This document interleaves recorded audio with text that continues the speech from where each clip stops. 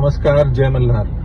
सध्या बारामती येथील वैद्यकीय महाविद्यालय, ज्याला पुण्यश्लोक अहिल्यादेवी होळकर असं नाव देण्यात आलेलं आहे, त्याचं नाव पुन्हा बदलून आपल्या सर्वांचे लाडके आणि महाराष्ट्राचे उपमुख्यमंत्री स्वर्गीय अजितदादा यांचं नाव देण्याचं सध्या चर्चा माझ्या कानावर आली.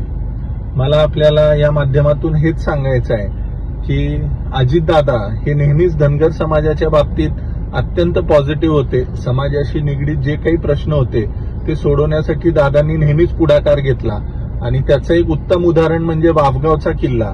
मोजून 3 दिवसांमध्ये दादांनी त्या वाफगावच्या किल्ल्याच्या संवर्धनाचा मार्ग मोकळा केला आणि सतत त्यासाठी कुठलीच अडचण येणार नाही याच्यासाठी दादा नेहमीच सहकार्य करायचे. आणि असे अनेक प्रश्न असतील. अनेकदा मी दादांना भेटलो. दादांनी नेहमीच वेगवेगळ्या प्रश्नांच्या बाबतीत सहकार्याची भूमिका दाखवली. सगळ्यांना सोबत घेऊन, सर्व जातीपातींना एकत्रित घेऊन जातीपातीच्या पलीकडे जाऊन काम करणारं हे एक नेतृत्व होतं. पण दुर्दैवानं त्यांचं मागच्या महिन्यात निधन झालं. दादांच्या बरोबर एका भेटी दरम्यान असाच विषय आमचा निघाला असताना दादांनीच मला सांगितलं होतं की राजे, बारामती येथील वैद्यकीय महाविद्यालयाला आपण पुण्यश्लोक अहिल्यादेवी होळकर यांचं नाव देतोय.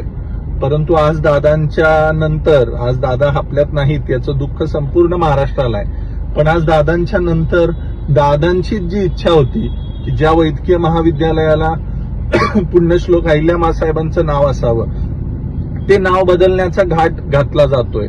मग हे खऱ्या अर्थानं दादांच्या विचारांना धरून आहे का? दादांना हे मान्य झालं असतं का?